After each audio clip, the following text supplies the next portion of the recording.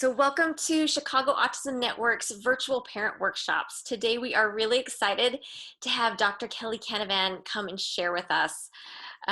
Dr. Kelly Canavan is the pediatric speech language pathologist and the head of speech language department at IS Landing.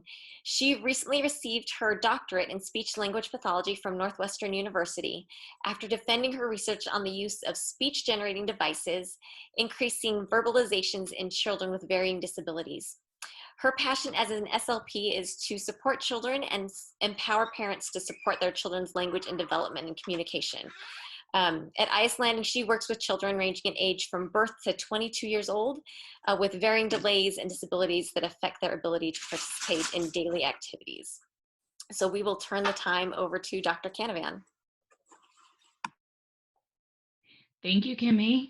That is something fairly new to me. I just graduated in March, and this is my first formal presentation as a doctor, so it was very interesting to hear that back to me. Let's see, we're good to go. So as Kimmy did mention, I will be asking you guys to participate in kind of little yes, no's throughout the presentation. You can type in the chat or type any questions or anything within the chat. And then at the very end, that's when we'll open it up for more conversation when the recording is off. But this is supporting communication within daily routines. And so the objectives for this course are, I want you to walk away being able to know the foundations of language development and as well as communication, and then to learn and apply how to increase language opportunities within your home. Disclosure statement. So I am a full-time speech language pathologist for IS Landing. There is no relevant financial interest, arrangement, or affiliation with the Chicago Autism Network that could be perceived as a real or apparent conflict of interest in the context of the subject of this presentation. And then also there are families that have allowed me and have provided informed consent for videos within the presentation in order to make the information more relevant. So a little bit about me. I am an early intervention therapist. I have been providing speech therapy within the pediatric age group for the past 6.5 years, and I'm licensed in the state of Illinois. I really have a passion for augmentative and alternative communication, which is why I went back to school to further my research in regards to that, because I do feel like it really benefits our kids. And I just love interacting with kids, being able to play with them. They see so much magic within the world. And so then also supporting families and parents so that way they're able to see the same thing. My favorite piece of advice for parents and for therapists as well, as when I'm supervising or onboarding any new therapist, is to not be afraid to have fun. You'll see that in the examples that we talk about today. There is nothing that is too silly for your child to be able to engage, and when they're engaged, they are learning language. So what do you think of when you hear communication? Do you think of people speaking? Do you think of us doing any kind of gestures, or anybody have any kind of main thing that they think of when they hear the term communication?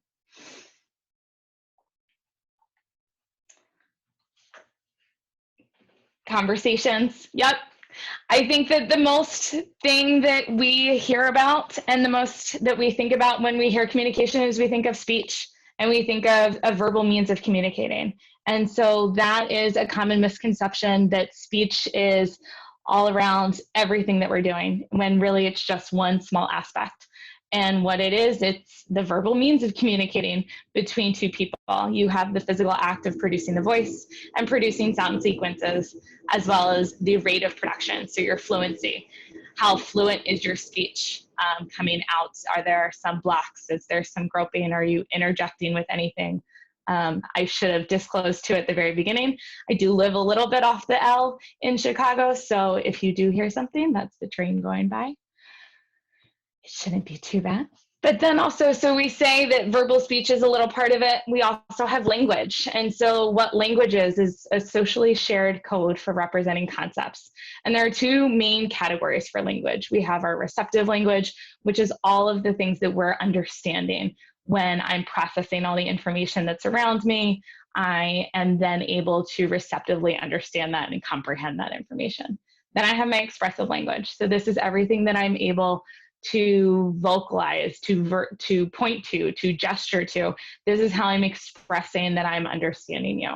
And so again, this is separate than speech. Expressive language can be written, it can be oral, it can also be gestural. And so what do you guys think? Is it possible to communicate with others using language without using speech?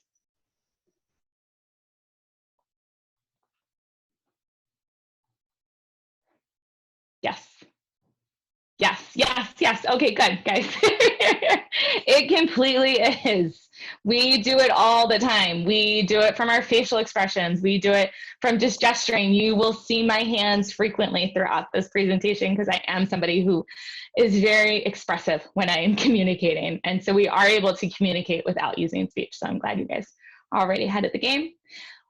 Communication is defined as the active process of exchanging information and ideas as is defined by ASHA. And so this is the governing body for all speech and language pathologists as well as audiologists.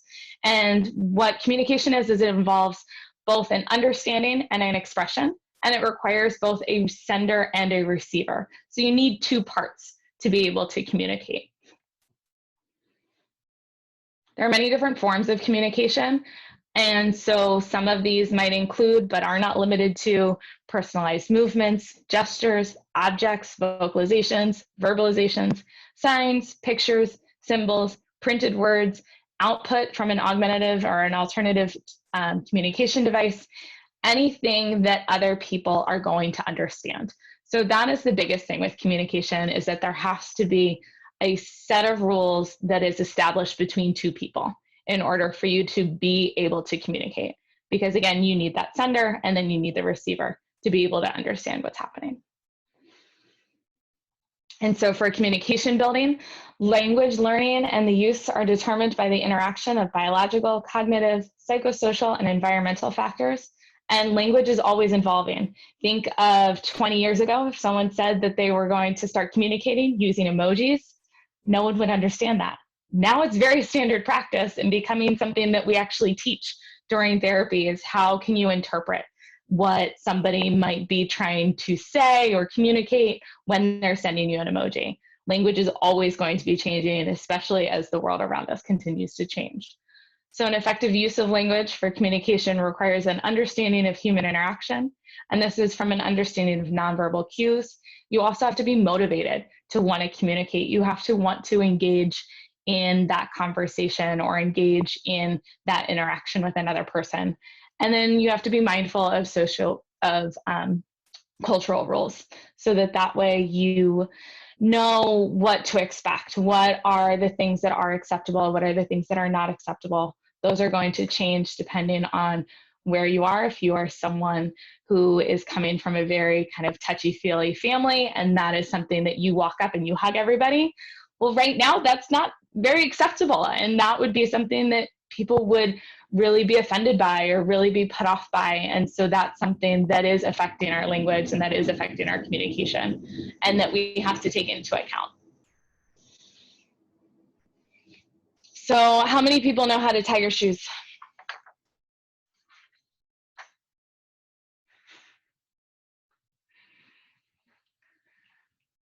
Awesome, great. I'm glad you guys know how to tie your shoes. How many people feel confident in their tying skills to tie a mega yacht to a dock?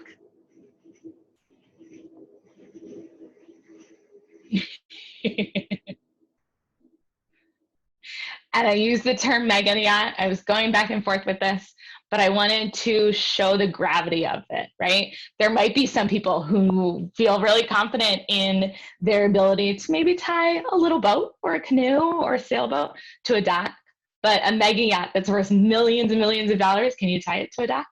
And all of you answered no. And so that makes me feel really good.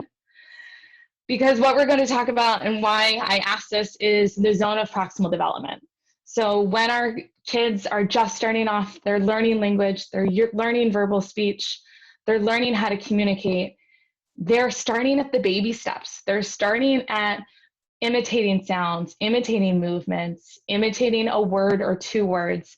And so therefore the only thing that they're then going to be able to pick up is maybe an additional word that we pair with it. A lot of the times, and especially as some of our kids might be language delayed, or there might be a language disorder where they're not communicating as early as typically developing, a lot of the times we're communicating around them so much higher than they actually are able to comprehend. And so it's something similar to the fact of, I can tie my shoes, but I can't tie a Maggie to a duck. And so what we have to do is we have to be aware of that. And what that term is within the speech world is the zone of proximal development. And what this is, it's the distance between an individual's actual developmental level as determined by an individual's problem-solving abilities and the level of potential development. So this is typically determined by problem solving from the adult or the caregiver. You're seeing where the child is, you're imitating where they are, and you're stretching a little beyond that. If they are responding to that and they're becoming successful, then great. You're within that level that they're problem solving. They're able to determine it. If they have completely moved on to another item or they have disengaged with you, then you might have reached too far. And what you have to do is then analyze this. The zone of proximal development is something that's very fluid and it continues to change. If kids are having a good day, it might be their zone or their level of where they're able to problem solve might be a little bit bigger than if they're having more of a harder day, or if there are different things that are going on, that problem solving ability might be a little bit smaller, and that's okay. So this is the process that learning occurs. And you can kind of see it here within the visual, is that right in the center, this is what the learner can do unaided. So this is what they're able to do independently. This is where they are. You guys can tie your shoes. Great. Okay, you can go out, greet the day, put your mask on. And then the zone of proximal development. So if someone were to go and show you maybe how to tie a canoe to a dock, this is something that, okay, you can kind of have some confidence behind. You don't need to feel like you're going to damage a lot of property if it doesn't go right. And this is something that you can problem solve through. You can kind of figure it out. What the learner can't do is if all of a sudden you walked and say, we're in Chicago, you walked to Belmont Harbor and someone threw you the lines and said, hey, you need to dock my yacht. That's not going to work, because that is something that is completely beyond the level that you're able to perform. And so that's something that's really important. And we want to be mindful when we are modeling and using communication and language around our kids. The other thing that we want to do is scaffold. So if you have heard of this term before, that's awesome. You have probably seen scaffolding around, and what it is, you are supporting the language that your child already has, and you're able to help them then grow upon that.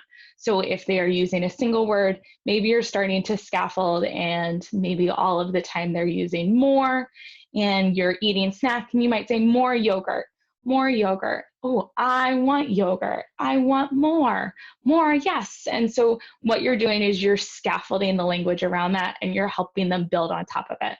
But you're not, again, reaching too high where you're going, I want more yogurt, please. That's too high for them. And so you're scaffolding based off of where that child's needs are. So this is a video. I want you guys to just watch. It's a little short, and I know it's a little bit blurry, but the main point will come across. You'll hear mom in the background. And just observe. Apple,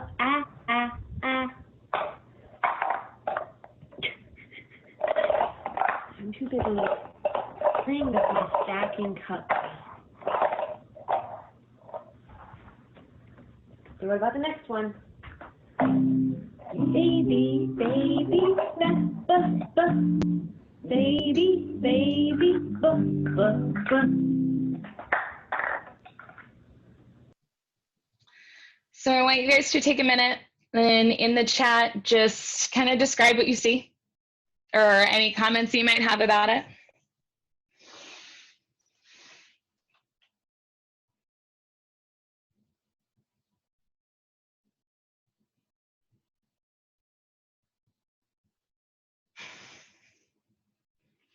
There's one that says, I don't see the baby understanding her words. Yeah, he's not. I love that song. This was the first time I heard this song. This little guy is Archie. He is 11 months old. He is one of, I recruited my girlfriend's baby for this presentation because I thought that that would be really beneficial in seeing the back and forth, and then I could model or scaffold what she was doing to support him.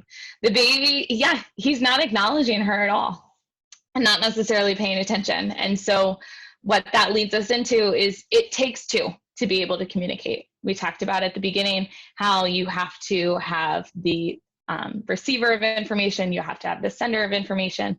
And so these three things are very important in terms of joint referencing, joint attention, and joint action.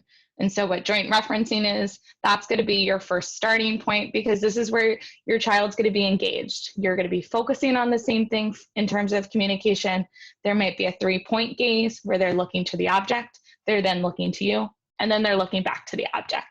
They're showing you that they're ready to talk about something. They're ready to talk about that item that is across the room or that they're seeing that's coming up, and they're ready to communicate.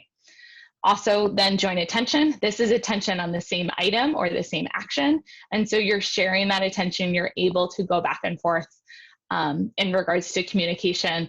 And really for this, it doesn't have to be communication. It can just be, or expressive language. It can just be that looking back and forth and being able to like, yeah, I see exactly what you see. And this is really cool. We're playing with this, obviously, without the verbal language.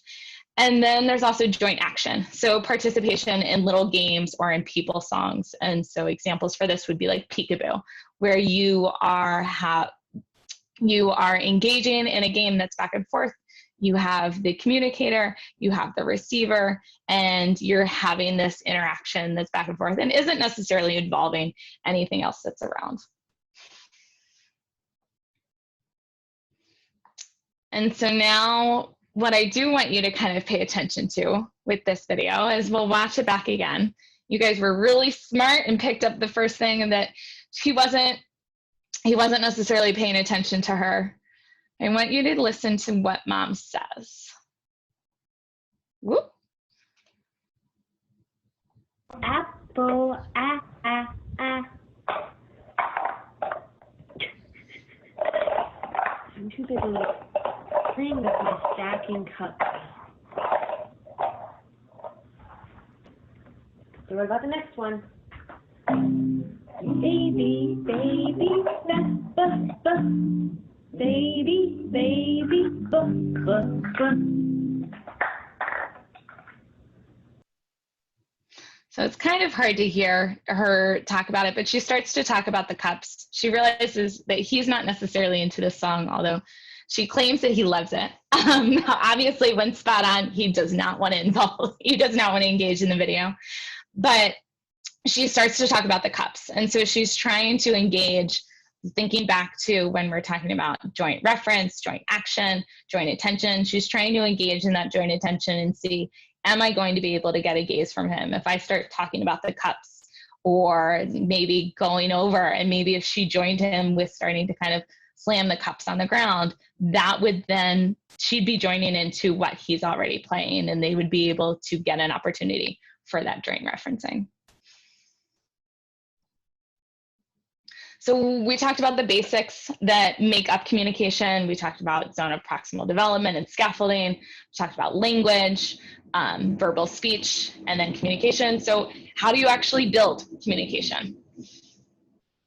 Well, I pulled my speech therapist, and they gave a lot of very simple ideas, right? And a lot of simple suggestions that sounds, okay, I can do this. I kind of knew some of these in terms of give your child space. Don't be afraid to be silly, which is my favorite one from before, but I did not say that one. Engage in play routines. Don't forget to label actions. This is a huge one.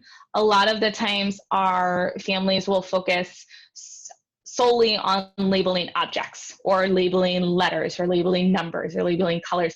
They're labeling the facts, and they're not necessarily labeling what's going on within their environment. They're not looking to see, okay, what What can we join in with joint referencing in terms of what is happening in our environment and what can we share, and then narrate.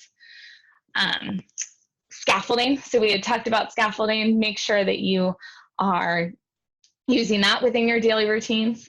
Repetition sets the expectation. And so then that way you don't have to say. There are so many times where you go, say this, do this. But if we're doing a repetitive activity, and we'll talk about this in a few slides, then that is setting them up to be able to practice. We're scaffolding, we're modeling the activity for them, and then we're going to start to pause, and we're going to stop speaking, and we're going to wait. And so that seems really contradictory, right? A speech language pathologist telling you to stop speaking. I know my jaw dropped the first time that my supervisor told me to stop talking. But it works. It's uncomfortable and it feels strange, but it works. And we're going to practice that a little bit. So there are types of communication supports. We've talked about the different types of communication styles. There are different ways to support your communication and your communication with your child. There are gestures, which I have a lot of parents that are signing with their kids, and you can completely use sign and verbal speech. You don't have to be fluent in sign. The sign, I see a lot of parents start at the very basics, and they go sign more, and then they're doing this. And so the kid might pick up on using the gesture, and so therefore they're able to start communicating with them without maybe starting that verbal speech right ahead. There's the use of visuals, so you can have things to point to, so then that way you're able to support repetitive activities. We talked about that at the very beginning, and in that last slide. And then anything that's engaging your child. This is something that can sometimes get a little bit challenging because we plan activities, we plan specific toys, we get specific toys because we think that that's something that they're going to love. But then how many times do they go and they find they might get something shiny that's brand new for their birthday, and then they're in the bag and they're playing with the tissue paper and they're having so much more fun with that. That's engaging to your child at that time. And so therefore figuring out a way of how to make that more functional, how to build communication within it. And so there should be some strategies today that you guys will be able to walk away from or walk away with, so that way then you can use it the next time that might be happening. You'll see in this picture that I don't know if any of you guys have any animals. I have a puppy who's very active, and he loves, we have different puzzles for him. And so this was during a therapy session. I pulled out my puzzle that I would typically use with my dog, but I had monkeys inside of it, and I was doing a virtual session with one of my EI clients. We were putting the monkeys inside of the tree, we were taking them out of the tree, we were feeding them blueberries, that's why the Play-Doh is right there. And so something that's really, really simple, but allowed for that repetition, allowed for us to build on, and the child was really engaged in it. She loved monkeys, she loved the fact that they were disappearing, and then all of a sudden they were popping up. The other type of communication support would be AAC, so augmentative and alternative communication. And I would be remiss if I did not talk just a little bit about that, because I do feel that it is really, really important. ASHA defines augmentative and alternative communication as a method of functional and effective communication that involves supplementing or replacing natural speech or writing with aided symbols, which would include picture communication symbols, or unaided symbols, which would be manual sign, gestures, and finger spelling. And so there are different types of AAC. There are low tech, mid tech, and high tech. Low tech is going to be anything that you are using that isn't speaking back to you. So this is going to be your sign language. This is going to be if you're using PEX pictures, if you're using paper visuals. There isn't going to be a message that is verbally produced or that is produced via audio with a low tech device. Then you have a mid-tech. This is going to be something that has a pre-recorded message in it. And so if you are familiar with any kind of, there's Big Mac buttons where you would hit the button and then it would speak for you. And then there's also high tech. And so high tech is going to be what looks similar to an iPad or actual speech generating devices that are made specifically for this purpose. And so this is something that's going to have not only pre-stored messages, but also single words that allow for you to formulate sentences. Another strategy that we use as speech therapists and that we teach our families to use within their daily practice would be our Hanen program. And so Hanen has a lot of different levels and different steps that are really beneficial for parents in increasing their communication with their child. The most beneficial one that we use almost all the time is OWL. And so what OWL is, it's observe, wait, and listen. And so this seems like a lot easier said than done, right? You want to make sure that you take the time to observe your child's actions, gestures, and facial expressions. And so this will help you with determining what your child is focusing on and be able to then engage in that joint referencing. So that's what we talked about before, of how you need the sender and you also need the receiver. And so I had mentioned stop speaking in the previous slide, and not sure, because I can't see anyone's face, if I shocked any of you for the fact that I had said don't speak in order to build communication. But the reason being is that this is one of the most powerful tools, because it allows you to provide your child with space to start an interaction and respond. And this may sound really simple, but can be one of the most difficult things for parents and therapists to implement. And so what I want to do is a little activity. So we're going to try it. I am going to set a timer for 10 seconds, and I want you guys to sit in silence with me. Might feel a little bit uncomfortable, but that's okay.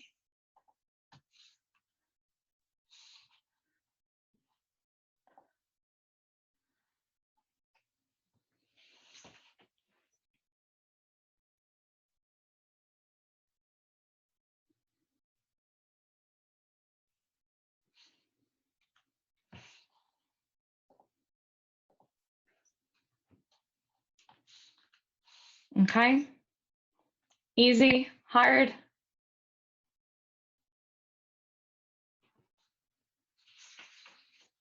How did everyone feel about the 10 seconds? Easy. Easier said than done, yes. So now what we're gonna do, yeah, and for the most part, 10 seconds feels pretty good, and especially within this virtual format. You guys are already sitting and listening. I gave you a visual to look at that let you know when 10 seconds was going to be done. So you kind of anticipated what the end of that was. When we are with our kids, it feels much longer. And when you're sitting in silence, if you have a partner at home, if you have a child at home, I challenge you to do that.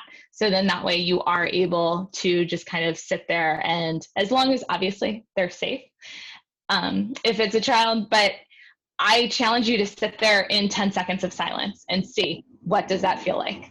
When I am having my therapist do that for the first time, I go, yeah, no, 10 seconds seems pretty good.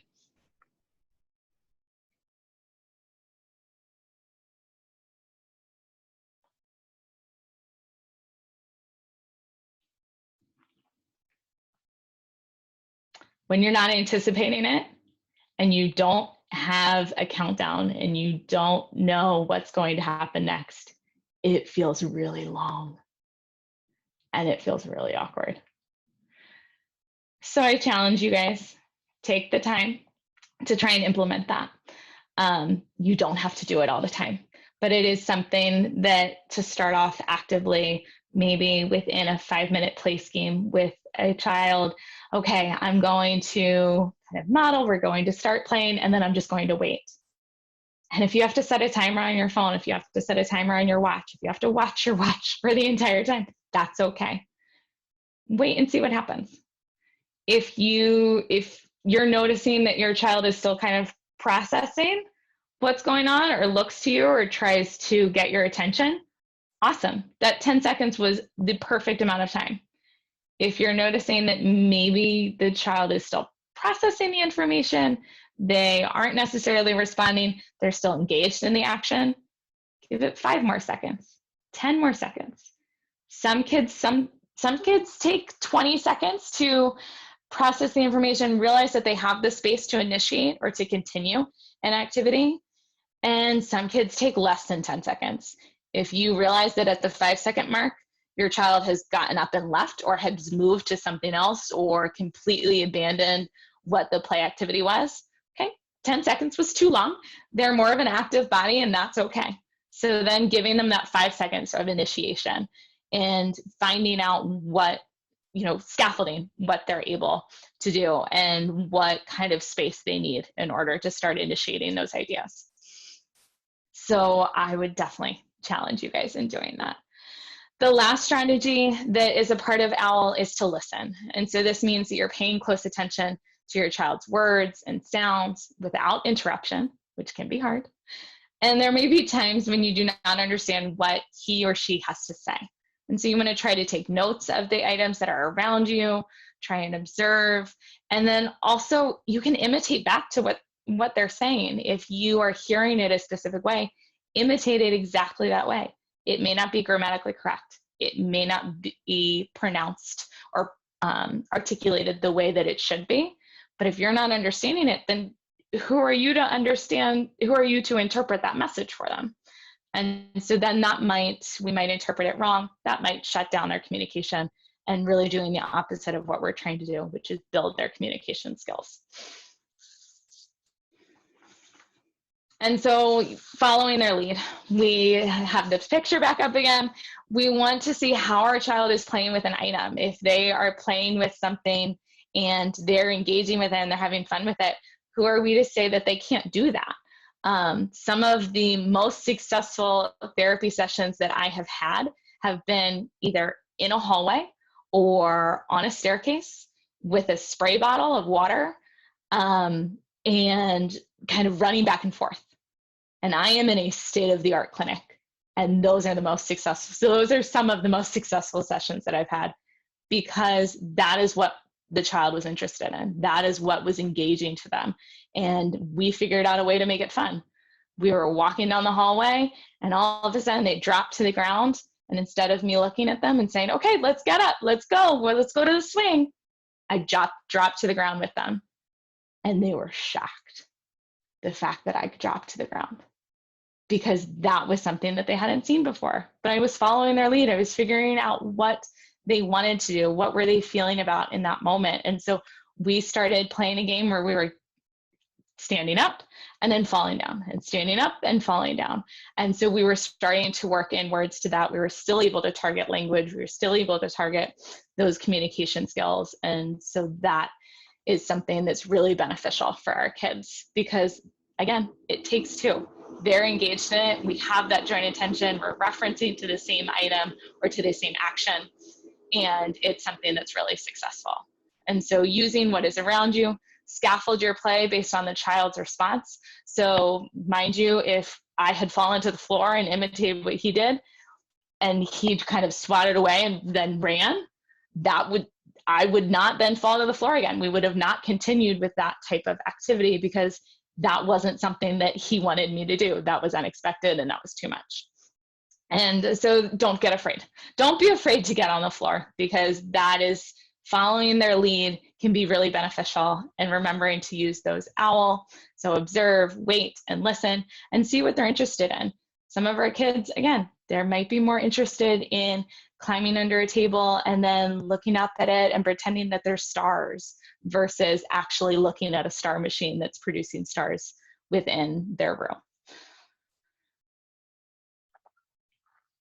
So how can you use these strategies to then bring them into your daily routines? So the effective use, we want to remember that the effective use of language for communication requires an understanding of human interaction with nonverbal cues. The child has to be motivated. And then we also have to remember the roles in which our cultural communities. And so children are observing our interactions during all of our daily routines. And so I'm not trying to I didn't want to, when Kimmy and I had spoken and we talked about what was going to be the most beneficial, I don't want to come in and say, okay, you have to now include all of these strategies into your daily routines, into your busy schedules, because that doesn't have to be the case. You don't have to go and buy the new state-of-the-art toy. You don't have to go and spend an additional hour with your kids if you're not able to. There are so many opportunities within our daily routines to build on this language and build their communication, because they're repetitive, they're predictable. Our kids are watching us complete these routines on a daily basis. And for the most part, they're able to complete a lot of them independently without us even directly teaching them what to do. And so the ways that we can model the communication is start to self-talk and parallel talk. And so self-talk would just be narrating what you're doing within the activity. Oh, I'm going to walk to the kitchen. I'm going to open the refrigerator. Oh, okay. Oh, the milk. Let's get the milk out. And so you're communicating, you're talking about what you're doing. You're talking to yourself. It may feel a little bit funny at first. You will get more used to it as you're doing it. And you'll notice that maybe your kids are starting to do the same thing. They're starting to use more of that communication because they feel as though that they're open to it. They can use more of that language. Parallel talk, this is something that you would be narrating what your child is doing. And so, oh, you're walking to the kitchen. Oh, you're walking, you turn the sink on. And so what you're doing is you're adding in language to what their actions are. You want to make sure that you're using an utterance size that it's just above your child's level. So remember scaffolding. We are not, if your child's communicating using 1, 2, or 3 word phrases, we're not going to communicate to them using 5, 6, or paragraph-like sentences, because that is not something that's going to be functional. They're not going to absorb in most of that information. And so therefore we want to scaffold to help them then build on top of that. Sing. This is the part that makes it fun. You can sing any of your self-talk if you would like. Any type of melody or intonation, that's going to be engaging for your child. That's going to catch their attention. And that's something that, again, you're going through your daily routines. I'm walking down the stairs, and pick whichever melody you would like to go to and just sing it. It's going to be unexpected and you're really going to catch their attention. Pausing. So remember, we talked about waiting and pausing within OWL, and this is something that you're giving your child space, you're letting them initiate it. Use visuals if this is something that you feel like would be beneficial. What a visual does is it takes that initial pressure away. If you have a child that is a delayed talker or that verbal speech is rather complicated for them, the visual is going to help give them a means of communication without them feeling any kind of additional stressor to have to verbally communicate. A lot of the times when you are taking that verbal pressure away, then they will start to communicate more. And then have fun with it. And so we talked about singing, we talked about pausing. And so what that can look like is when you're doing people songs, when you're doing nursery rhymes, you are able to go through those nursery rhymes and you're able to sing them and then maybe pause. And so it might be something that you've sung a lot. It might be something like Old MacDonald. Old MacDonald had a farm. And so what you're doing, you're giving them space to join in on that song. It's something that is very repetitive because you can go through all of the animals. You can even pause and have it be, and on that farm he had a, and let them fill it in. If they say dinosaur, great. Old MacDonald has turned into Jurassic Park and they now have a dinosaur. There is no wrong answer. You want to make it silly. Remember, you want to make it fun because that's going to be what's engaging for them. Use varying intonations and repetitive verses.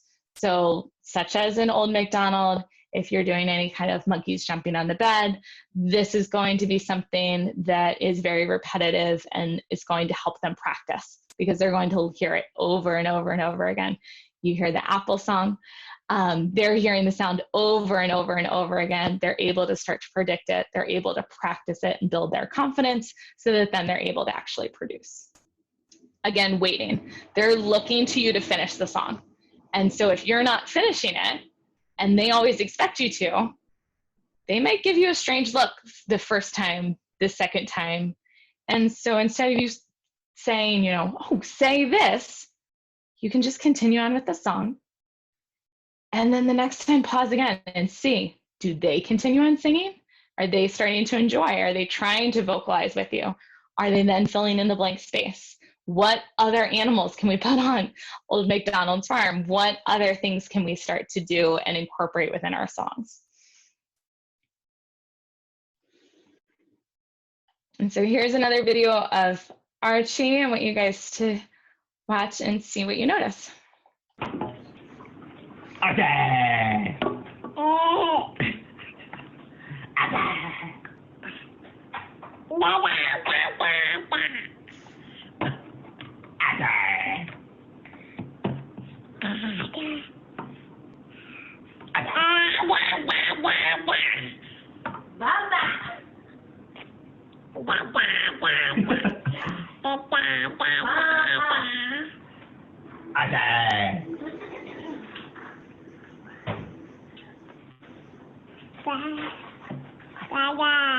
Mama. Okay.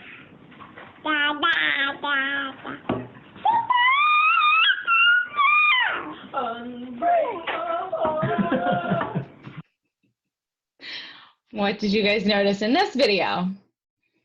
It's a little different.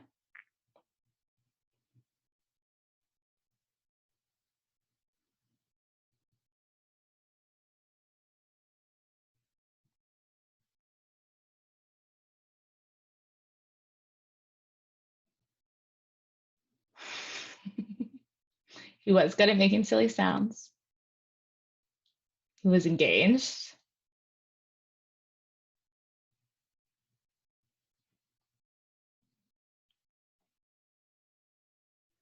Repetition, yep. And reciprocal interaction, yeah. There was this back and forth. And so, perfect, you took the words right out of my mouth.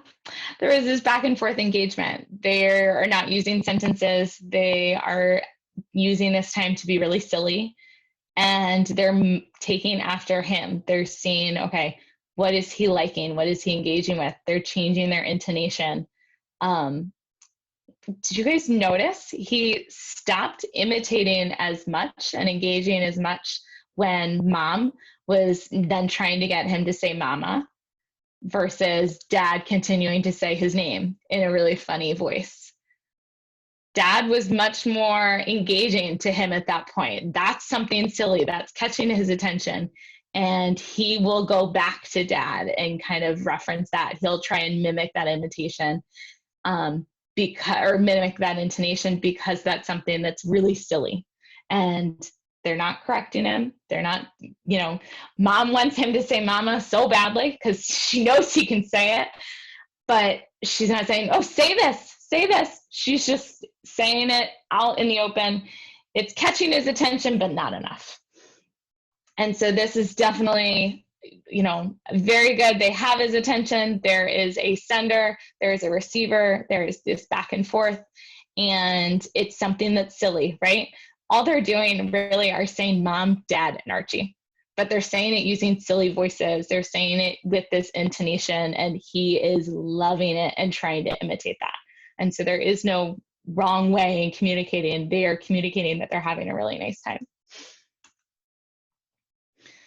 So these are some different types of nursery rhymes. I find that when I am with my parents and we're talking about different songs, they a lot of the times are either forgetting the different types of nursery rhymes, or there are new ones that we've never heard. I know I still hear new ones every once in a while that some of my kids really love and enjoy, like the Apple song. I had never heard that song before. And so I just put out a few examples of nursery rhymes, such as Old MacDonald, ABCs is a good one, the Five Little Ducks. The Walking Song is a song that I like to do a lot with my kids. Wheels on the Bus is a great one. Walking Song is a great one because our kids don't expect us to stop. And so typically during our day, we're walking or we're moving or we're rolling. And so then all of a sudden, if you stop, and then you walk and you walk, we walk and we walk and we walk and we walk and we stop. Then we walk and we walk and we walk and we walk and we stop. Then we walk and we walk and we walk and we walk and we stop. Then we wiggle, wiggle, wiggle, wiggle, wiggle. Our kids love that. That's something that is very out of the norm for them, but it's so exciting and it becomes really fun. And so that's the biggest thing, right? I think almost every other slide I have said something about fun, except during the serious parts of it at the very beginning. The point is that our kids, we need to be engaging. We need to be the most engaging thing that's in the room for our kids or that's in their environment. It doesn't matter what kind of toy is there. And we can be that. We all have the power to engage and interact with our kids. And all we need are those specific tools that are helping us with that. And so don't be afraid to pick a melody and start singing. And again, just singing about what you're doing with your day. I have different variations of how to walk down the stairs, how to play with bubbles, how to pop bubbles, depending on the mood that I am in, and then depending on the mood that my kids are in. They can be nursery rhyme intonations or melodies. They can be melodies from familiar pop songs. And so we will sing. I had a kid that really likes to just say no and would say no for a while. And so we were singing some of Destiny's Child and we were just going, no, no, no, no, no. Yeah, yeah, yeah, yeah, yeah. And he thought he didn't like it at first, but then he thought it was hysterical. And so don't be afraid to have fun with those nursery rhymes. We have talked about daily routines. We've talked about pausing. And so what we want to do in order to build that communication into those daily routines and to use that pausing, it's always helpful to give parents and to give people a little bit more of that structure. And so what I usually will tell my parents to do is to pick a daily activity. I'm not expecting you or anybody to go home and start implementing this in every single thing that you're doing. That's not realistic. That's not how you learn a new skill.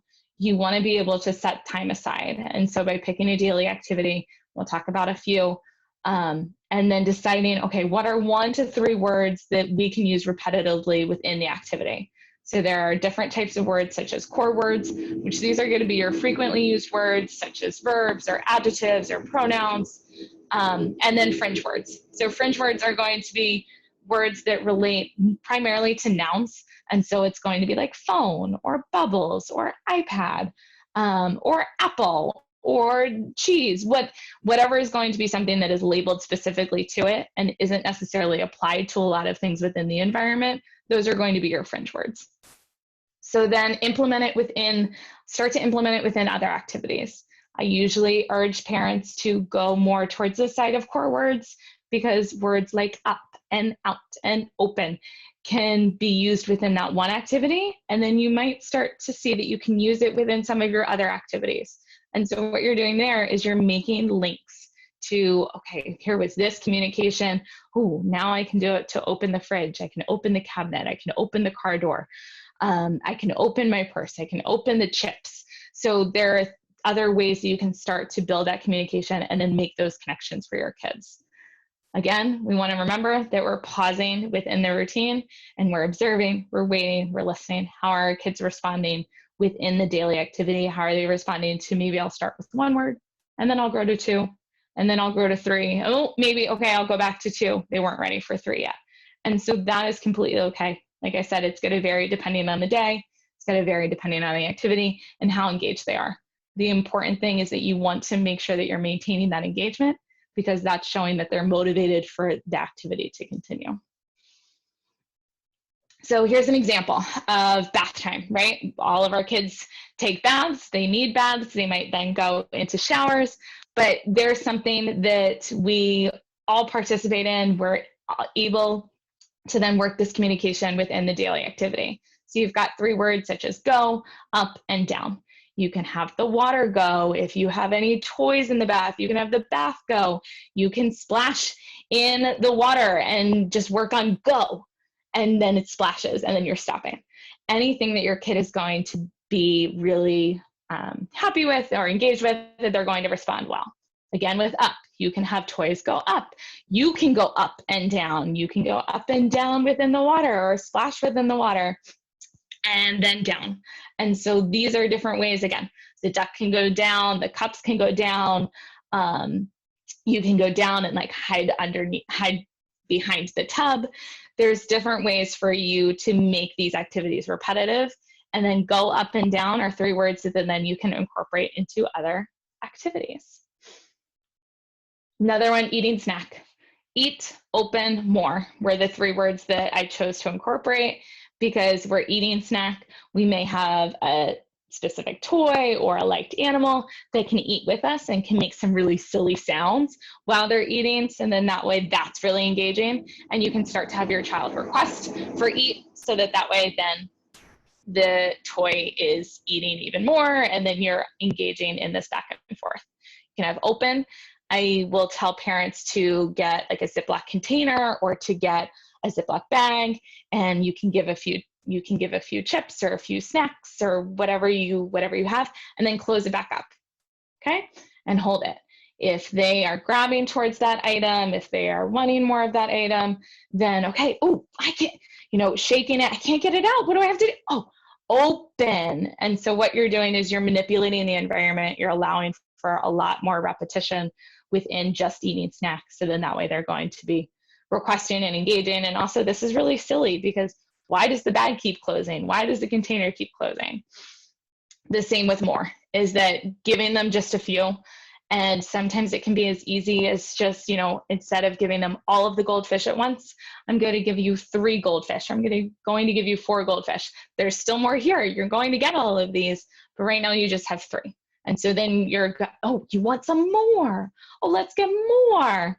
And that M sound, that's one of the initial starting sounds. And so that's going to be really easy for our kids to pick up on, or easier for our kids to pick up on. It's very visual, so we can see that. And so this is a good way. Again, you can work on up and down. By going up and down, you can have the snacks go up and down. There's different ways to then build those core words into your daily activity. And so this is kind of the last thing, and I thought something that would be fun for us to practice together as we tie in everything that we've learned. And so somebody pick a daily activity that we would like to do this practice with. Does anybody have one in mind?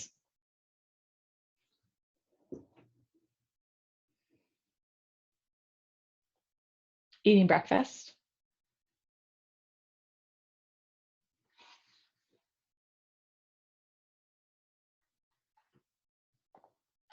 Okay, let's do eat breakfast. Eating. Yeah, eating's a big one. Eating is a great one too, because it can be really good. It also can be challenging. I do know that meal times are not always the most engaging time for some of our kids, depending on if the family is too busy with family routines. If eating food or just even being surrounded by food, that might be hard for some of our kids.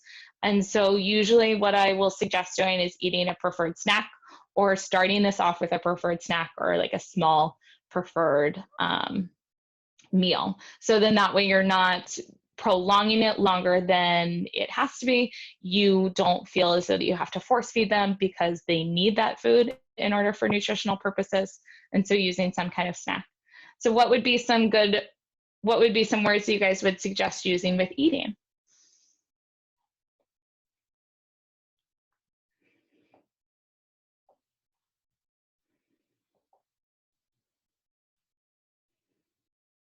Bite, okay. Nice action word.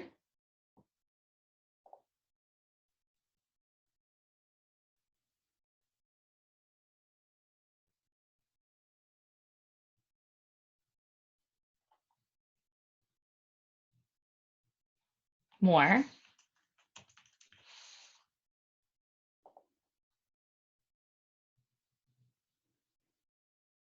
Okay, one more. In. Oh, I like that one. Okay, so we have bite, more, and in. Three different words. I definitely have not, I don't think I've used bite or seen, heard of families using bite before, but I like it because that can be something that's very visual, and then you're putting an action to what you're doing. And so you can bite by maybe tearing off the snack, or you can bite and have a loud crunching sound so that it's engaging. Mom can bite, dad can bite, sister, brother can bite, the child can bite. You can have, if you have a toy that does bite or does have teeth, then they can bite and they can make a crunching sound. And so that's something that would be good. And again, thinking of that repetition. More is always a great one. That's usually one that I do like to start with, and then we'll help with expanding on other words so that way then we're getting more apple or more milk or more goldfish. And so we're able to pull that in to more language. In is a good one. I haven't seen that one either. You guys are good. What I would do with this is probably, again, get a Ziploc container and maybe put things in so that way then they're hidden and we have to shake and then we have to get them out, or put them in your mouth. If you are eating goldfish, you can make the goldfish disappear by putting them in your mouth and then sticking your tongue out with the goldfish on it. Again, may not be the best of table manners, but your child's going to be engaged in it. It's going to be something that's fun, and that is definitely the most important piece. So great, you guys have this handout within there. This is half of a slide or half of a page in the handout that Kimmy had provided you guys. So you're able to use this activity, and I would encourage you to use this activity or this reference to think of different ways to add in words, or maybe add in scaffolding. If your child has already, they're communicating with 1, 2, or 3 words. Okay, here are the sentences that they use the most frequently. What are words that I can start adding in? What are ways that I can start scaffolding to build those sentences to maybe 4 or 5? So then that way it's giving you that guideline. This isn't just restricted to kids that are learning how to communicate using 1 or 2 words.